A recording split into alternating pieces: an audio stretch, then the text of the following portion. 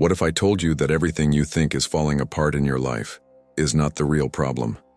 That the endless frustration, the repeating patterns, the anxiety you can't explain, the sense of heaviness you carry, they are not the disease, but only symptoms. There is one truth most people spend their entire lives avoiding. And that truth is this: the greatest war you will ever fight is not against the world, but within yourself. Most people think they are fighting for survival, for love, for respect, for success. But look closer, and you'll see. They are at war with their own minds, with their own hearts, with the quiet, aching split between who they are and who they could be. The Bhagavad Gita is one of the most sacred and misunderstood texts in human history. People often see it as an old Hindu scripture, a relic for monks, scholars, or distant cultures. But the Gita is something else entirely. It is a mirror so precise, so timeless, so piercing, that anyone who dares to look into it begins to see their own soul laid bare. It tells the story of Arjuna, a warrior prince standing on the battlefield of Kurukshetra, torn between two armies, two duties, two worlds. One side, his family, his blood, his past. The other, his duty, his destiny, his calling to something greater. And in that moment of collapse, in that frozen breath where the weight of choice becomes unbearable, Arjuna is met by his charioteer, who is not just a friend, but the god Krishna, the avatar of the eternal. This is where most people misunderstand. They think the Gita is about war, about conquest, about some ancient feud. But the war outside is only a reflection. The real war is inside. Arjuna is not just a prince, he is you. Krishna is not just a god, he is the voice of your own higher self, the whisper of the eternal that lives inside you, waiting, calling, urging you to rise. The Mahabharata, the epic where the Gita appears, is not just a story. It is a cosmic stage where the timeless drama of human consciousness plays out again and again. The Pandavas and the Kauravas, the two families at war, are not just cousins fighting for a kingdom. They are the forces inside every human being. The Pandavas are your virtues, your courage, your nobility, your longing to grow. The Kauravas are your shadows, your addictions, your selfishness, your fears. Kurukshetra, the battlefield, is not somewhere in ancient India. It is the ground of your own soul. We live in a time where people are trained to look everywhere but inside. We are told that happiness is something to win, success is something to chase, identity is something to craft, and problems are always someone else's fault. But the Gita cuts through all of this with a terrifying and liberating truth. The only war that matters is the war within, and the only victory that counts is mastery over yourself. When Arjuna collapses in despair, Krishna does not tell him, "Do what feels good." He does not say, "Follow your bliss." He does not say, "Run away." He says, "Stand up." The Bhagavad Gita is a call to awaken, not by escaping life, but by entering it fully. Not by numbing your pain, but by facing it. Not by destroying your ego, but by placing it in service of something higher. And this is where it gets even more radical. The Gita does not promise you that you will win in the way the world defines winning. It promises something more dangerous and more beautiful. It promises you freedom, the kind that comes when you no longer measure your worth by outcomes, when you no longer need the world to approve of you, when you no longer run from your own reflection. This is why for thousands of years, across continents, across cultures, seekers have turned to the Gita not as a religious text, but as a manual for transformation. Because whether you realize it or not, you are already in your Kurukshetra. Every time you feel the pull between fear and courage, between comfort and purpose, between resentment and forgiveness, between survival and surrender, you are standing exactly where Arjuna stood. Most people run. They numb themselves with distraction, with anger, with blame, with noise. But a few, a rare few, dare to listen to the quiet voice inside, the Krishna within, that says, "This is your moment, this is your battle, this is your path." And here's the paradox. The war is not won by destroying your shadows, but by integrating them. Not by crushing your desires, but by purifying them. Not by escaping the world, but by showing up in it with clarity, with devotion, with love. In this episode, we will walk through the Bhagavad Gita, not as historians, not as philosophers, but as fellow travelers. We will explore its myths, its symbols, its teachings, and most importantly, what they mean for you right now, in this life, in this body, in this moment. Because the Gita is not a book you read, it is a mirror you stand before, and it will show you everything you are and everything you could become. So I invite you to stay, to listen, to open not just your mind but your heart, because the greatest victory you will ever win is not out there. It is in here, and it begins the moment you choose to stop running. Welcome to the battlefield. Welcome to the song of the soul.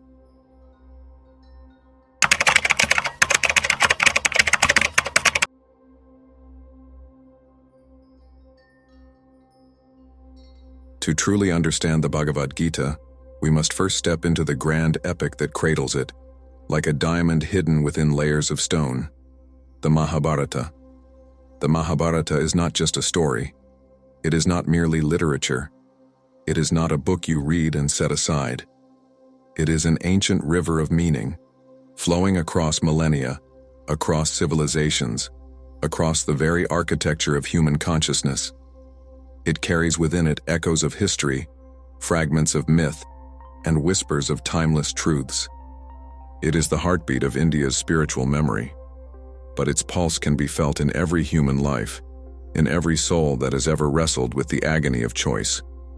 At its surface, the Mahabharata tells the tale of two families, the Pandavas and the Kauravas, cousins, born from the same root, but destined to split into rival branches. One side represents nobility, justice, virtue.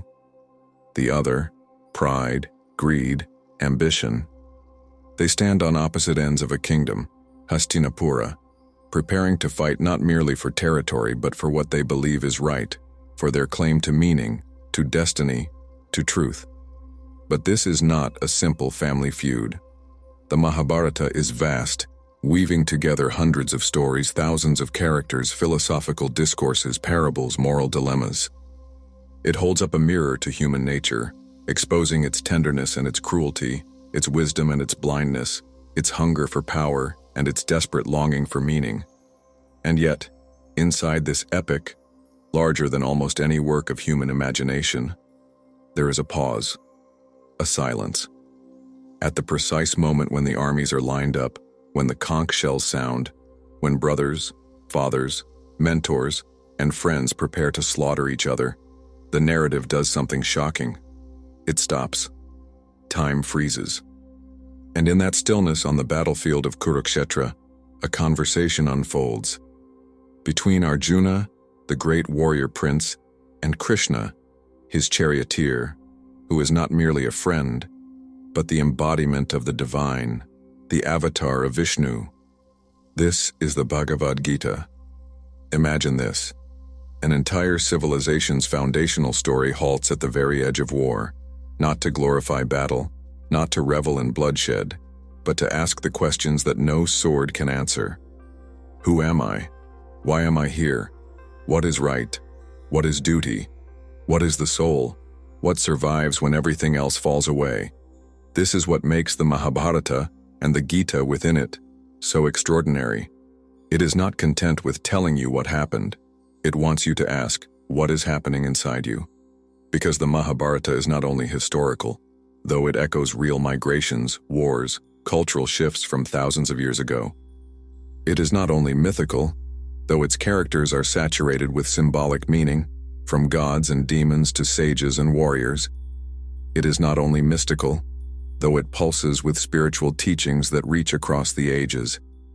It is all of these at once. Historical, mythical, mystical. Outer, inner, eternal.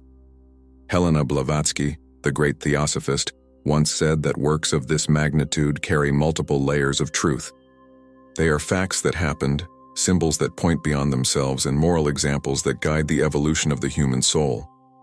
In the Mahabharata, we find all three: a memory of past events, an allegory for the struggle between our higher and lower natures, a manual for navigating the journey of consciousness from ignorance to wisdom, from chaos to order, from self-absorption to self-transcendence. Arjuna is not just a prince torn between family and duty. He is the human soul, trembling before the magnitude of life, overwhelmed by the weight of choice, paralyzed by the fear of becoming. Krishna is not just a deity wearing human form. He is the divine whisper within each of us, the voice of eternal wisdom, the presence that reminds us that we are more than flesh, more than mind, more than the sum of our desires and fears. Kurukshetra is not merely an ancient battlefield. It is the arena of human existence itself. It is the place where every soul must one day stand, confronted by the opposing forces within, asked to choose. Will you rise toward your highest self, or sink into the comfortable sleep of old habits? This is why the Bhagavad Gita could only appear inside the Mahabharata, because only in the heart of chaos does the question of meaning become unavoidable. Think of your own life. How often have you felt torn between competing loyalties, between what you want and what you know is right, between the person you are and the person you sense you are meant to become? This is your Mahabharata, and it is still unfolding right now. We live in a world obsessed with surfaces, politics, fame, success, image, control. But beneath all these dramas, there is a deeper war. And the Mahabharata reminds us, until we face that inner war, no outer peace will satisfy, no achievement will fulfill, no identity will make us whole. This is why, for thousands of years, seekers have returned to this text, not for entertainment, but for revelation. It tells us, you are not just a spectator in life. You are a participant in a cosmic drama. And your choices matter, not because they will make you rich or famous or admired, but because they will shape the very substance of your soul. In the Mahabharata, and in the Gita within it, we are invited into a vision of life that is infinitely more demanding and infinitely more beautiful than anything the modern world offers. It is the vision that sees each human being as a battlefield of light and shadow, spirit and matter, ignorance and awakening. And in that battle, the most heroic act is not to conquer others, but to conquer yourself. So as we move forward, remember this. We are not just recounting an ancient tale. We are walking into a living myth, one that is playing out in your heart right now. The war is not just then, the war is now, and you are already standing in it.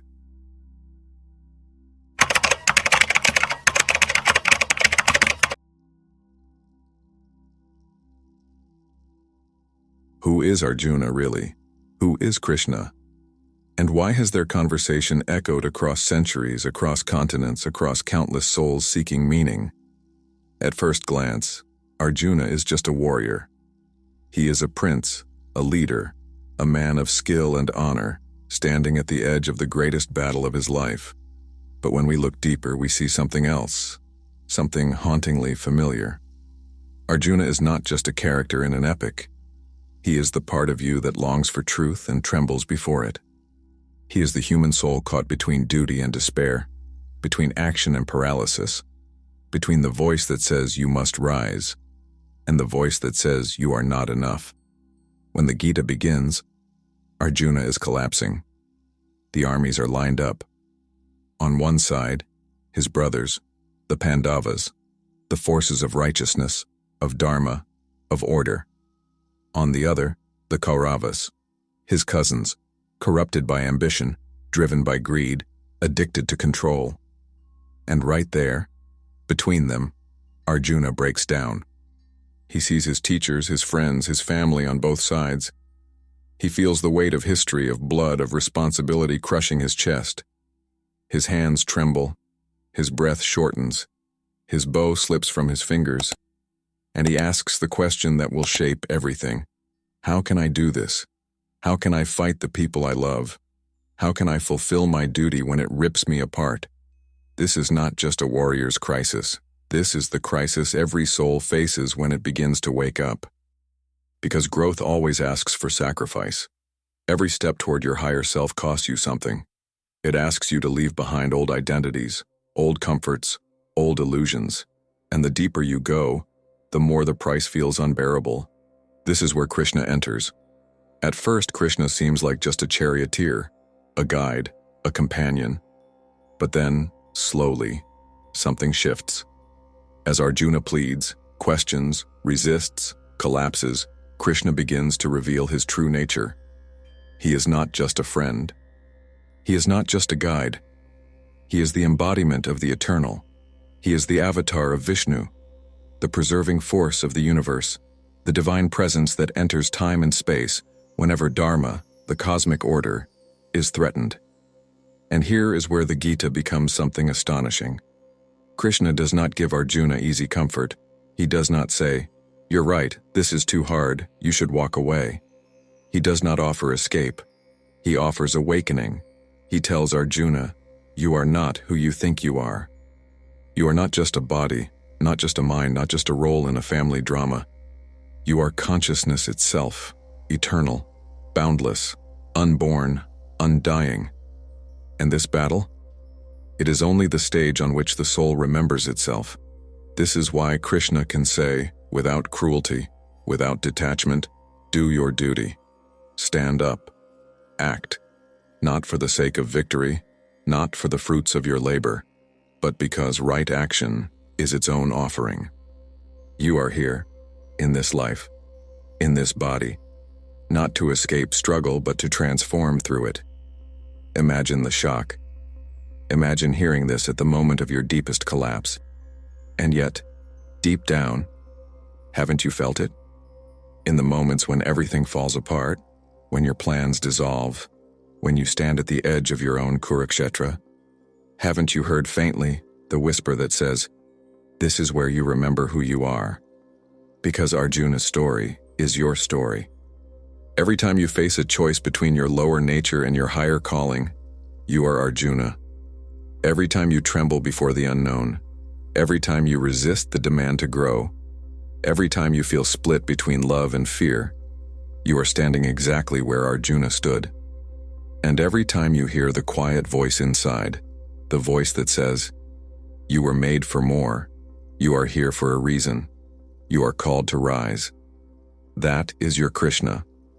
This is why the Gita is not just a book. It is not just scripture. It is not just a piece of cultural heritage.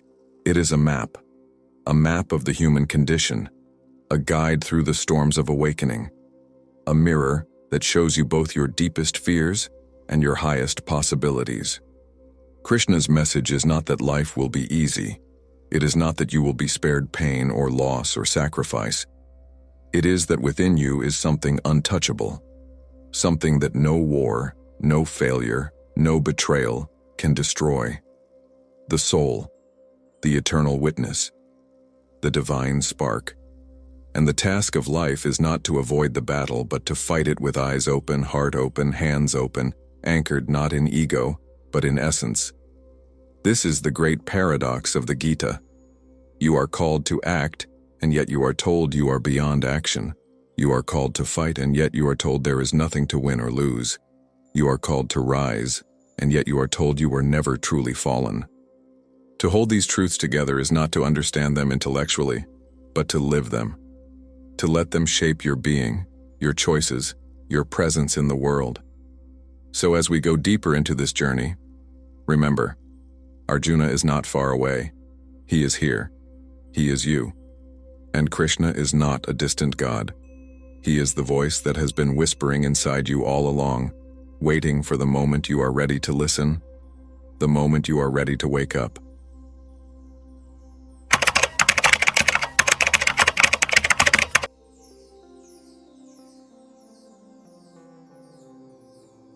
Picture this. Two armies face each other across a vast plain. The air is thick with dust and anticipation. Banners whip in the wind. Warriors stand ready, their hands trembling on their weapons. And in the middle, a single man collapses to his knees, torn apart by a battle no one else can see.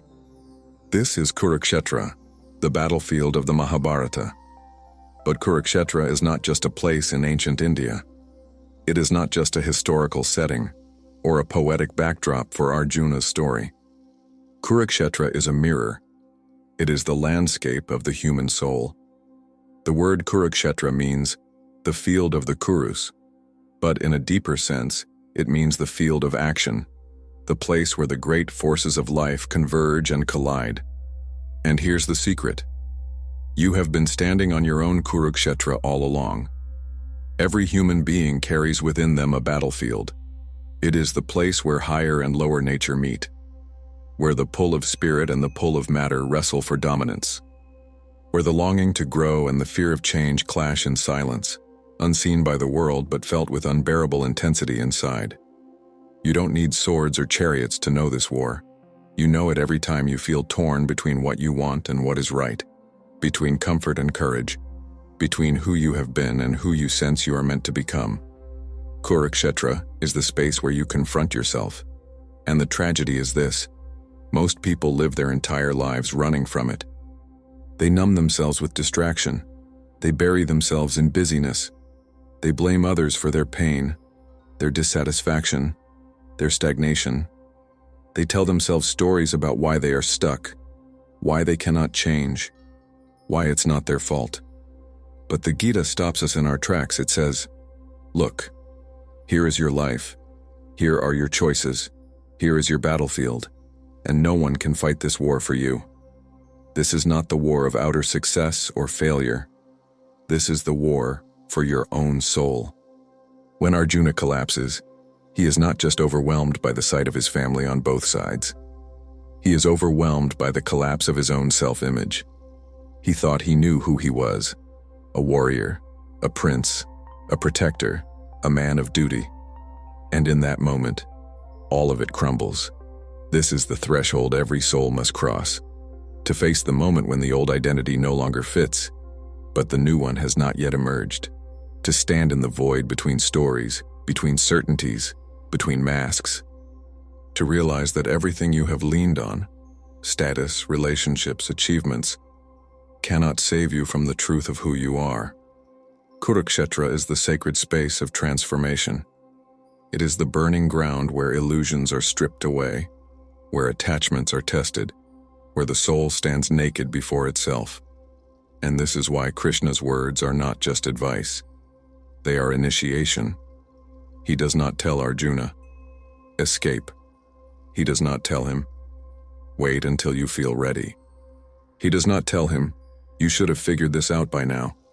He says, this is your moment, this is your Dharma. Stand up, fight, not because you want to win, but because this is the path through which you will remember who you are. In the Gita, war is not destruction for its own sake. It is the necessary friction of evolution. In the West, we often misunderstand this. We hear the word war and think only of violence, of domination, of annihilation. But in the language of the soul, war means something deeper. It is the friction between stages of growth. It is the struggle that arises whenever something new is trying to be born, and the old refuses to let go. It is the inner conflict that shapes you, tempers you, humbles you, purifies you. Without this war, there is no movement. Without friction, there is no awakening.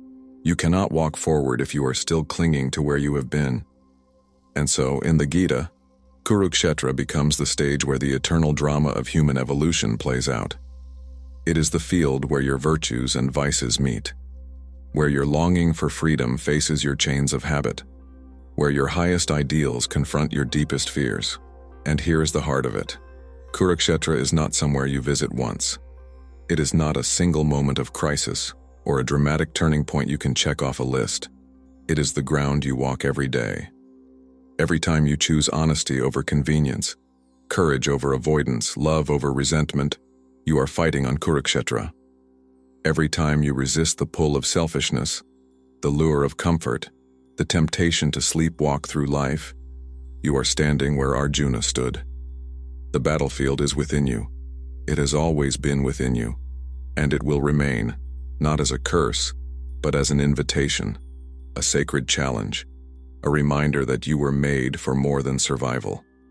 You were made for transformation, and the beauty of it is this: you do not fight alone, because even in your darkest hour, even when you have collapsed to your knees, even when your hands tremble and your voice shakes, There is within you a presence, a whisper, a light.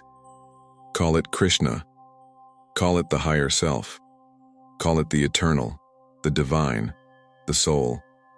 It is the part of you that remembers, the part of you that knows, the part of you that waits patiently, lovingly, unshakably, until the day you are ready to rise. So the question is not whether you are on the battlefield. You are. The only question is, will you fight?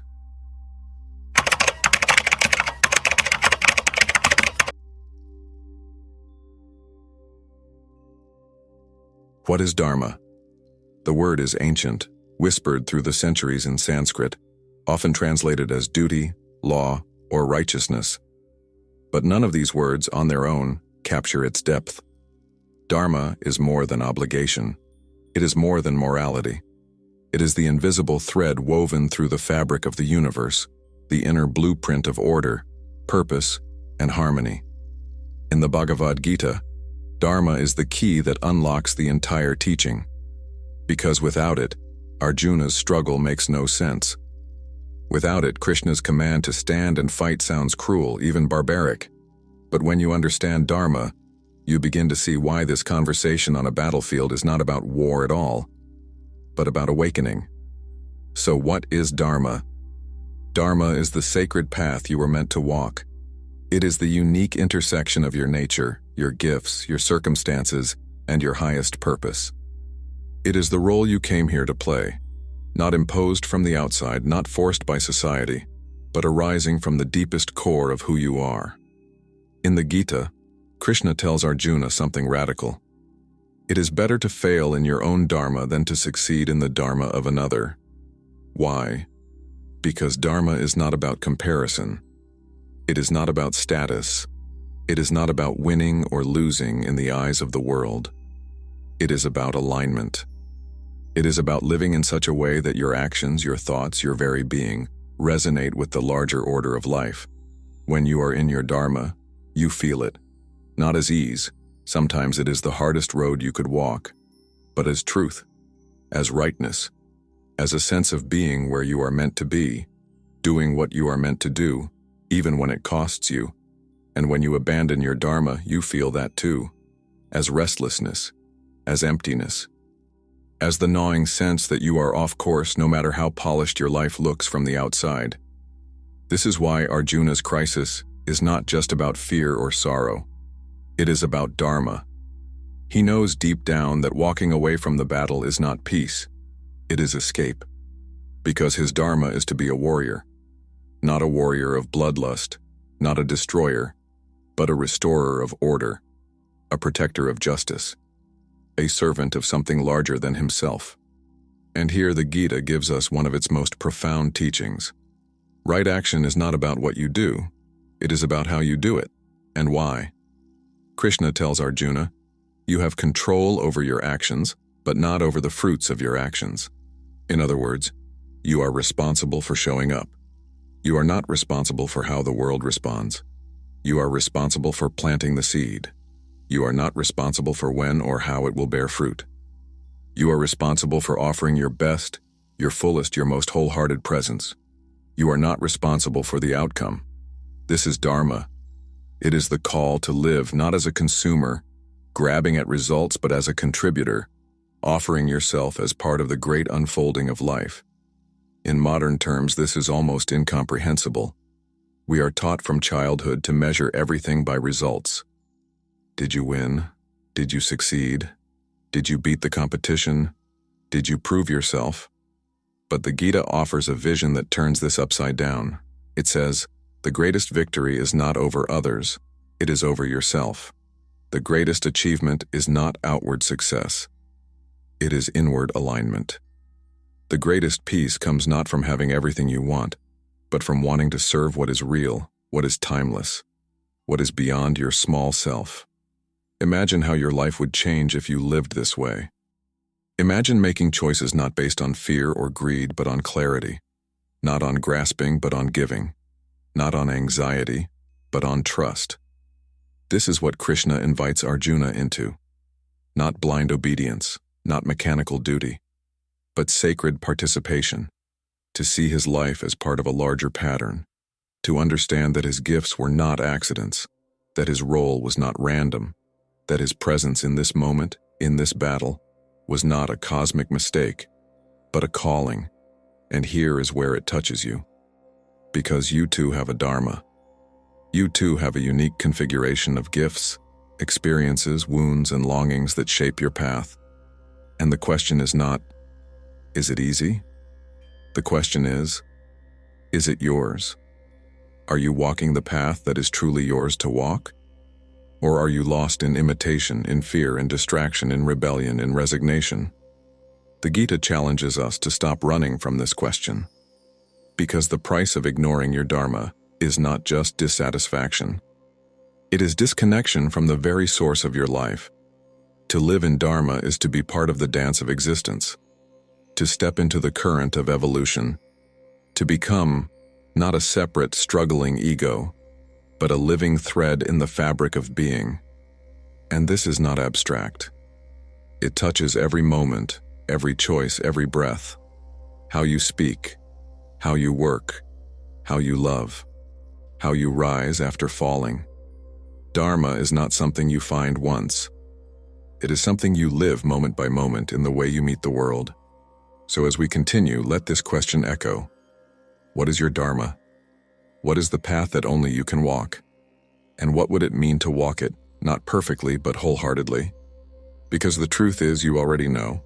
You have always known. The only question is, are you ready to listen?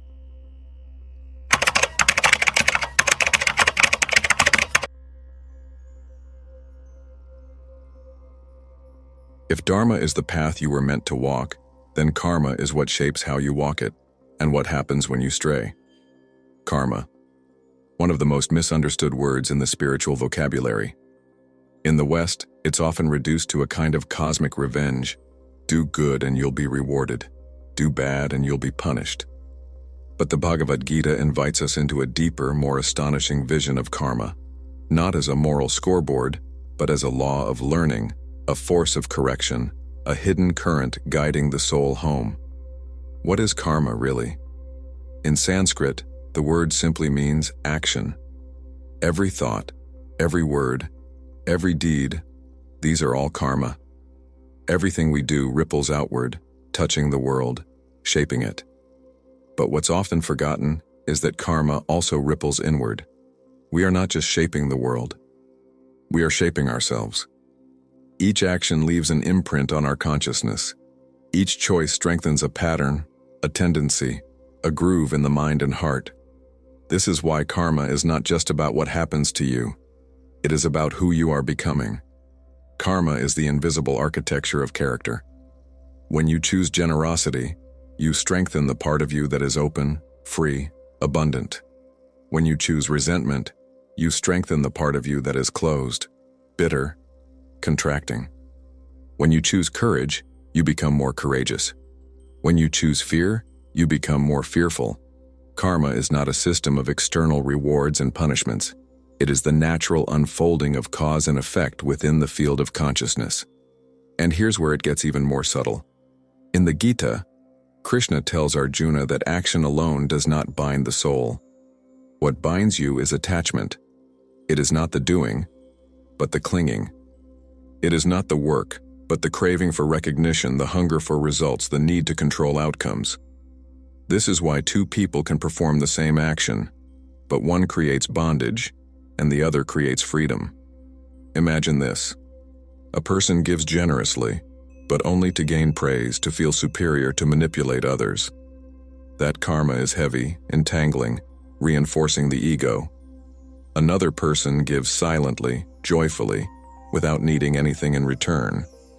That karma is light, liberating, dissolving the ego. It is not the action, it is the quality of presence within the action. This is why Krishna teaches the path of karma yoga, the yoga of action. He tells Arjuna, act, do your dharma, fulfill your role in the world, but do it without attachment to the fruits. Offer your actions as a sacrifice, a devotion, a contribution to the whole. This is not passivity. This is not fatalism. This is freedom. Because the moment you let go of the demand for specific results, you become untouchable. You cannot be enslaved by success or crushed by failure. You cannot be inflated by praise or diminished by blame. You become anchored, centered, rooted in something deeper than outcomes. This is the heart of karma yoga. To act without clinging, to give without grasping, to serve without shrinking. And here's where karma becomes the invisible hand guiding you back. Every time you stray from your Dharma, every time you act from ego, from fear, from ignorance, karma brings you the consequences, not to punish you, but to awaken you. The pain is not vengeance, it is medicine. Like touching a hot stove, the burn is not the universe attacking you. It is life showing you, this is not the way. Every setback, every heartbreak, every disappointment carries within it a hidden message. Return. Return to alignment. Return to truth. Return to the center. Of course, we often resist this. We blame others, we blame fate, we tell ourselves stories of injustice. But the Gita invites us to take radical responsibility. Not guilt, not self-blame, responsibility. To see every moment as an opportunity to wake up. To ask not, why is this happening to me? But what can I learn? What is life teaching me here? This transforms karma from a weight to a path. Because when you embrace it, when you see even your mistakes as fuel for growth, you begin to move faster, lighter, clearer. The karmic knots start to loosen. The cycles of repetition begin to break. The self that was once trapped in patterns of craving and avoidance starts to open into a deeper freedom. And this touches not just your personal life, but your relationships, your work, your service to the world. Because karma is not just personal. We live in a web of interconnection. Our actions ripple through families, communities, cultures, ecosystems. To purify your karma is not just to clean up your own mind. It is to become a clearer, kinder, more conscious presence in the world. It is to stop adding to the noise, the chaos, the suffering. It is to become a channel of harmony. Imagine if more of us lived this way. Not blaming, not grasping, not numbing, but seeing each moment as sacred, each action as an offering, each consequence as a teacher. This is the vision of karma the Gita offers us, not a trap, a path that leads again and again through the fire of experience toward the stillness of awakening. So as we continue this journey, let this question echo in your heart. How are you shaping your soul through the choices you make today? And what would it mean to act, not from fear, not from craving, but from the quiet strength of surrender? Because in the end, karma is not about keeping score. It is about coming home.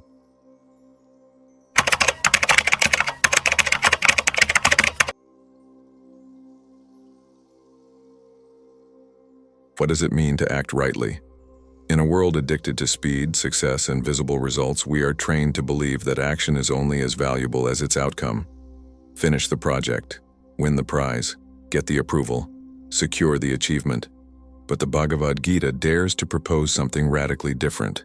It says the highest form of action is not measured by what it produces, but by how it is carried out, and by the quality of consciousness behind it. This is the art of right action. Not just doing, but doing with mastery. Not just movement, but movement infused with presence, alignment, detachment. For Arjuna, this is the hardest teaching to grasp. He wants to know, how can I fight without hatred? How can I kill without cruelty? How can I engage fully in the battle of life without being destroyed by it? And Krishna answers, by detaching from the fruits of action, not by withdrawing, not by renouncing the world, but by acting with a clear heart, a steady mind, a soul anchored in something deeper than gain or loss. This is where the Gita introduces the concept of karma yoga, the yoga of action. Most people think of yoga as postures, stretches, meditations, but at its root, yoga means union. Karma yoga is the union of action and awareness, of doing and being, of offering and surrender. It is the path of those who walk fully in the world, working, loving, serving, creating, but who do so without attachment. This does not mean apathy. It does not mean cold detachment. It means a fierce, passionate engagement with life, combined with the wisdom to let go of control. Imagine working on something you love: art, service, teaching, building. Not because you need validation, but because it is an expression of your nature. Imagine giving your best, knowing that the outcome is not yours to own but to offer. Imagine acting from fullness, not from hunger. This is right action. It is not passive. It is not naive. It is mastery. Because the one who can act without clinging is the one who is truly free. The Gita calls this the sattvic state, the balanced, luminous, centered state. Below it are two distorted forms of action. First, there is rajas, action driven by restlessness, by craving, by ambition, by the hunger for results. This is the person who is always chasing, never satisfied, always trying to prove, to grasp, to conquer. Second, there is tamas, action clouded by inertia, by laziness, by avoidance, by despair. This is the person who is paralyzed, who withdraws, who collapses into passivity. But sattva stands above both. It is the path of the clear heart, the sharp mind, the anchored soul. It is the action that flows not from fear or desire but from knowing. And here is where the teachings of the Gita become universal. You do not need to be on a battlefield to practice this. Your life is the battlefield. Every conversation, every decision, every relationship, every challenge. You are invited, again and again, to act not from compulsion, not from avoidance, but from presence. This is how you begin to taste mastery, because the one who masters right action masters themselves. They become unshakable, not because they control everything, but because they are no longer controlled by everything. They are no longer ruled by praise or blame, success or failure, gain or loss. They have found the still point within movement, the silence within sound, the freedom within form. Imagine living this way. Imagine facing difficulty without shrinking. Imagine meeting success without arrogance. Imagine loving without clinging. Imagine serving without resentment. This is not an abstract ideal. It is a practice, a daily, moment-to-moment practice. It is in how you speak, how you listen, how you meet the small irritations and the great upheavals. It is in how you show up, not just when things go your way, but especially when they don't. And here's the paradox. When you release attachment to results, you often act with more power, not less, because your energy is no longer wasted on anxiety, on comparison, on control. It is free to flow, free to create, free to transform. This is why the masters of every tradition, the saints, the sages, the awakened ones, radiate such effortless strength, not because they have no responsibilities, not because they have no pain, but because they have learned the art of acting without being trapped. This is the invitation of the Gita, to become a warrior of presence, to move through the world with open hands, clear eyes, and a heart aligned with what is timeless. To offer your life moment by moment as an act of devotion, because in the end, mastery is not about dominating life. It is about dancing with it, surrendering to it, serving it. And in that surrender, you discover a power greater than anything the ego could ever achieve. A power that is gentle and fierce, humble and radiant, empty and overflowing. This is right action. This is freedom. This is the art of living as a soul.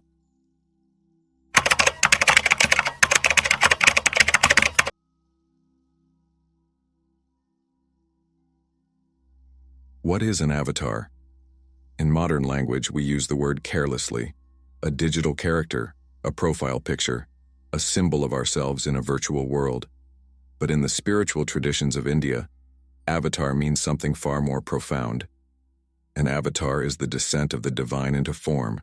It is the moment when the eternal crosses the threshold into the temporal, when the infinite takes on a body, a face, a voice, to guide humanity back toward the source. Krishna, in the Bhagavad Gita, is not merely a wise friend, not merely a charioteer, not merely a teacher.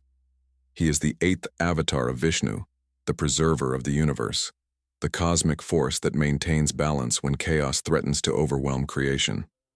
But here's what's even more astonishing. Krishna himself says, "Whenever Dharma declines, whenever righteousness fades, whenever the world sinks into disorder, I come.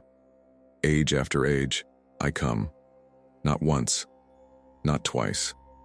But whenever the world forgets its purpose, whenever humanity loses its way, whenever the bridge between heaven and earth starts to crumble, the divine returns.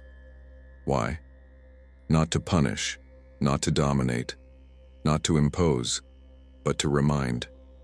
To remind us of who we are. To remind us of what matters. To remind us of the timeless thread woven through all things. This idea is not unique to Hinduism. Across cultures, across epochs, across continents, we find the same archetype. The divine messenger, the savior, the redeemer, the light bearer, the guide. Buddha in India, Jesus in Palestine, Zarathustra in Persia, Quetzalcoatl in Mesoamerica, white buffalo woman among the Lakota. Different names, different forms, same essence, a sudden eruption of the eternal into the field of time. A presence that walks among us, not above us, a bridge, a mirror, a door. Why does the divine come? Because we forget, because we get lost in the dance of forms, because we sink into the illusion of separation, of ego, of survival, of fear. And so again and again, the divine enters, not to escape the human, but to sanctify it. This is why Krishna's appearance is so revolutionary. He does not stand outside life, preaching transcendence. He rides into battle.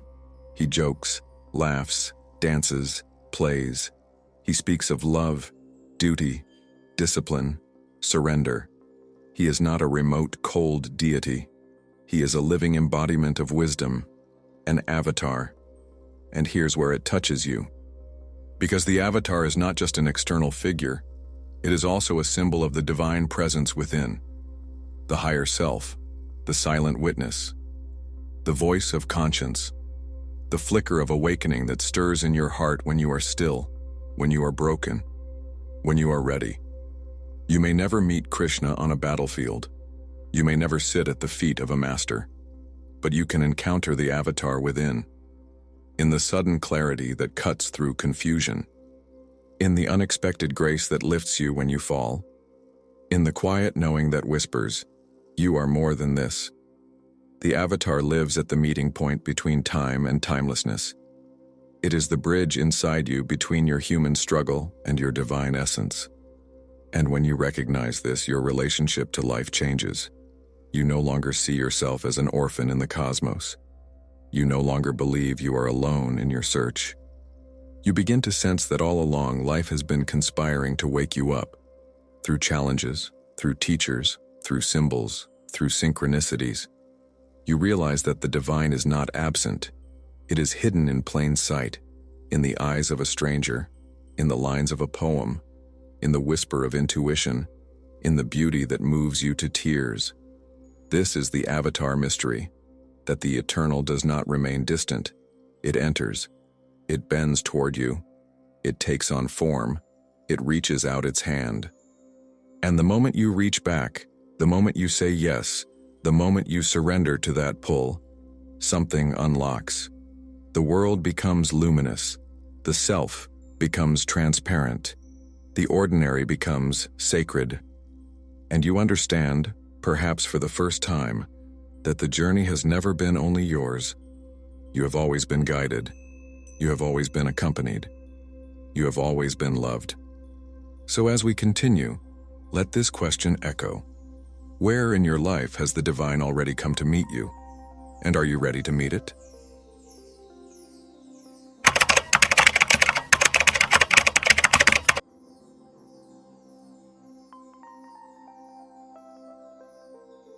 We like to tell ourselves that we want to grow, that we want to change, to evolve, to awaken. We read books. We listen to teachers. We gather knowledge, insight, inspiration. And yet, why does real transformation feel so rare? Why do we stay stuck in the same loops, the same patterns, the same old self, even when we know it's no longer who we are meant to be? The Bhagavad Gita offers a brutal, tender, illuminating answer. It tells us, the greatest obstacle to growth is not ignorance. It is fear, not fear of failure, fear of becoming. Let's pause here. We fear becoming. Why? Because becoming asks us to leave something behind. Every stage of growth, every step toward a fuller, freer, more awakened self, requires a death. The death of who we thought we were. The death of the old stories we tell about ourselves. The death of the familiar sufferings we secretly cling to because they are known. This is what Arjuna faces on the battlefield. He is not just afraid of fighting. He is afraid of stepping into a new dimension of himself. He is afraid of what it means to let go of his old identity, not just as a prince, a brother, a warrior, but as a man who defines himself by roles, relationships, and attachments. And we do this too. We hold on, fiercely, desperately, to what is no longer true, to the job that suffocates us, to the relationship that diminishes us, to the habits that drain us, to the wounds that define us. Because letting go means facing the unknown. It means stepping into the void, the liminal space, the terrifying in-between where the old has fallen away and the new has not yet arrived. Nietzsche once said, "Man is a rope stretched between the animal and the overman, a rope over an abyss." The Gita knew this long before. It knew that the human being is a bridge, a threshold, a trembling edge between two states of being. The self we have been, and the self we are called to become. And the abyss in between, that is what we fear. We fear the aloneness. We fear the disorientation. We fear the responsibility that comes with waking up. Because once you know, you can no longer pretend. Once you see, you can no longer unsee. Once you glimpse your own potential, you can no longer shrink back without feeling the pain of betrayal. Not betrayal of others, but betrayal of yourself. This is why the Gita does not sugarcoat the path.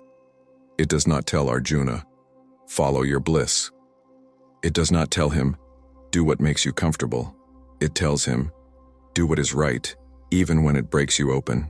Because only through that breaking can the deeper self emerge. But here's the paradox. What we cling to is not actually safe. The old self we defend is often the source of our deepest suffering. The familiar patterns we refuse to release are the chains that bind us. And yet, the mind resists. Because the unknown, even when it promises freedom, feels like death.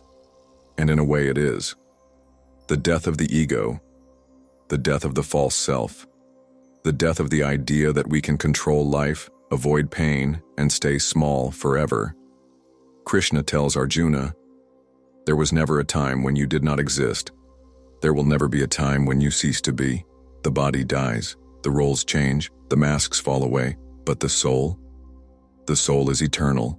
The soul is the traveler, moving through forms, through lifetimes, through lessons." And the fear of growth? It dissolves when you remember who you are.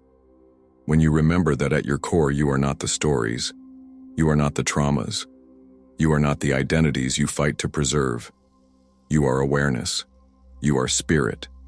You are the eternal witness, the silent presence behind every change. This does not make the path easy, but it makes it true. And once you taste truth, nothing else satisfies. This is why the Gita speaks so urgently. Because it knows how precious, how rare, how sacred it is to awaken. To step out of the dream, to stop clinging to the small self, to answer the call of the larger life waiting for you. And here's the most beautiful part. You don't have to do it all at once. You don't have to leap across the abyss in a single bound. You only have to take the next step. To let go, just a little. To loosen the grip, just a little. To listen, just a little more deeply, to the voice inside you that is already guiding you forward. The voice that says, "There is more. There has always been more. And you are ready." ready to die to what no longer serves, ready to be reborn into what you have always been.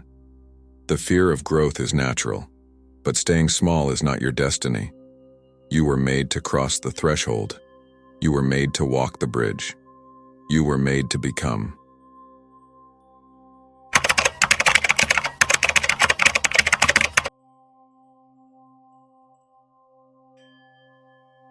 We have walked a long path, from the ancient battlefield of Kurukshetra to the timeless struggles of the human heart, from Arjuna's trembling hands to the trembling in your own chest when life asks you to rise, from the teachings of Dharma and Karma to the art of right action, and the mysterious presence of the divine that walks among us and within us. But now, at the edge of all these teachings, one question remains. What is the ultimate victory? The Gita makes it clear.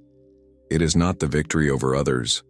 It is not conquest, success, dominance, or fame. It is not the defeat of enemies or the accumulation of achievements. The greatest victory is the victory over yourself, over your own illusions, over your own fears, over the small self that clings to comfort, to control, to survival, and calls it life. This is the inner war. The war every soul must face, sooner or later. The war between what is dying and what is being born. Between the voice that says, stay small, stay safe, stay hidden, and the voice that whispers, rise. This is not a metaphor. You feel it. You have felt it all along. In the quiet hours when you wonder if this is all there is. In the restless ache that no success can silence. In the longing to break free from patterns you no longer believe in, but don't know how to leave. This is Kurukshetra inside you. And here is the secret the Gita reveals. You do not win this war by annihilating your lower self. You do not win by violence, by repression, by denial. You win by integration, by facing your shadows with clarity, by transforming your impulses through discipline, by lifting your desires into devotion, by turning every part of yourself, even the most fractured, even the most frightened, into an offering. The ego says, I must control. The soul says, I surrender. The ego says, I am alone. The soul says, I am part of the whole. The ego says, this is mine. The soul says, this is given. And in this shift, from ego to soul, from control to surrender, from grasping to giving, you experience a victory so profound, so liberating, that no outer success can match it. This is the victory of freedom. Not freedom from life, but freedom in life. The freedom to meet whatever comes, joy or sorrow, gain or loss, praise or blame, with a steady heart. The freedom to act with love even when it costs you. The freedom to know who you are, even when the world forgets. Krishna tells Arjuna, the wise see no difference between a clod of earth, a stone, and gold. They are anchored in the self. They are unshaken by success or failure. They act, but they are not bound. This is not apathy. It is not numbness. It is luminous presence. It is mastery. It is the state of one who has crossed the battlefield of the self and emerged whole. And here's the invitation. This victory is not reserved for saints or sages. It is for you. It is for anyone who dares to turn inward, to listen deeply, to rise again and again, even when the mind trembles and the heart breaks. It is for anyone who longs to live as a soul, awake, aware, free. So as we close this journey through the Bhagavad Gita, I invite you to pause, to feel in your own life where you are standing at the threshold. What is asking to die? What is longing to be born? What battle are you being called to fight? Not against others, but within yourself. And can you trust that on the other side of that battle is not annihilation, but expansion? Not loss, but liberation? Not death, but the radiant, unstoppable unfolding of your true nature? This is the message of the Gita. Not that life will be easy, but that you are not alone. That within you, as within Arjuna, there is always a guide, a presence, a light. A Krishna, calling you forward, calling you deeper, calling you home. So take a breath, take a step, and remember, you were made for this. You were made to awaken. You were made to conquer yourself, and in doing so, to become truly, gloriously alive. Thank you for walking this path with us today. If this journey has stirred something in you, I invite you to explore more. We have a full series on sacred texts and hidden teachings waiting for you here at Mystic Atlas. From the Hermetic Principles to the Tibetan Book of the Dead, from the Emerald Tablet to the universal mysteries that shape our existence, we are here to walk these roads together. Like, subscribe, share your reflections, and above all, keep listening, because the battlefield is always here, and so is the light that guides you through it.